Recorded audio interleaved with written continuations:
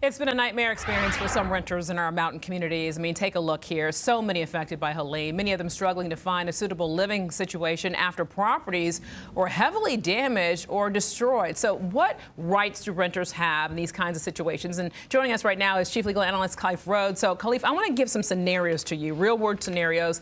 Let's say, for example, first paint the picture of someone who has their place that they're renting flooded, and they can still live there, but there's a lot of damage. What's their responsibility? I mean, if it is damaged, but it is still habitable, right, then you have an obligation in the statute to continue to pay your rent. But you got to look at real world scenarios. I used to teach law school in an ethics class, and I say, well, there's things that you believe are ethically right and are morally right, but then what are legally right, and then it's just common sense. Right. Common sense would say, if I got to worry about food, if I got to worry about shelter, I got to worry about taking care of my kids, trying to figure out what tomorrow looks like, the last thing I'm concerned about is rent. But on the back end, you should be worrying about that and recognizing that if it is livable, if it wasn't totally destroyed, if there's not, water running through the middle of your living room, and it is still a building that hasn't been condemned and you haven't been forced to vacate, then yes, you have an obligation to pay your landlord their rent. Why? Because they have an obligation to pay the bank. Whoever they mortgage it from is not going to say you can't pay either. And so until something like that happens, you have an obligation to continue to pay. Okay, so what if you're now renting a space, an apartment, house, or whatever,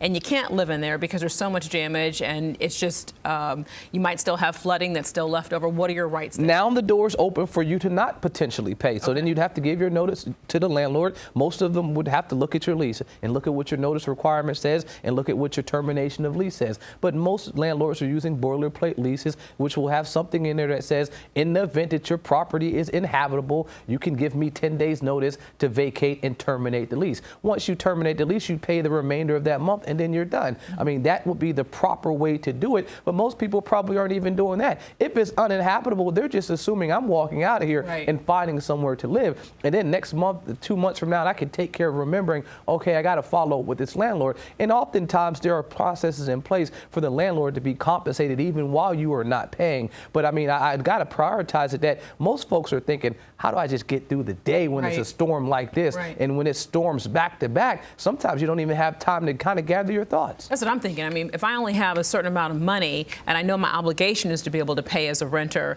but I'm also thinking about, hey, again, I'm not working right now because of my situation. I can't really get out. I'm trying to find somewhere for my family, for myself to be able to live in.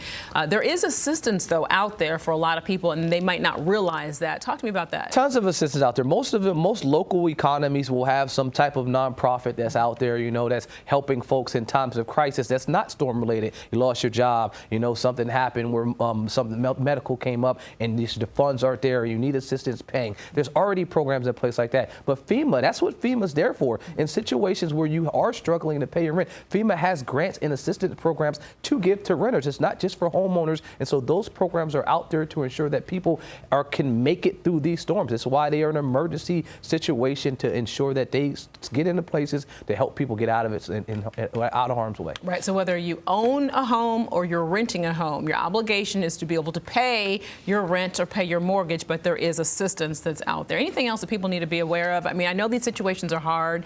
Tensions are very high. It's mentally, this is a big challenge too. The last thing I say is probably just being aware and being cautious of scammers, because when these things are out there, when people are at their lowest moment, this is an opportunity for scammers to kind of come in there. And so, hey, they can recognize that you're down and you're feeling out, and they say, well, I can take advantage of the people that aren't aware of situations.